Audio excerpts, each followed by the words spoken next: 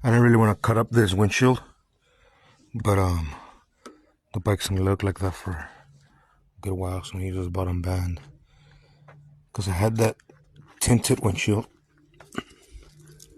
that smaller strip.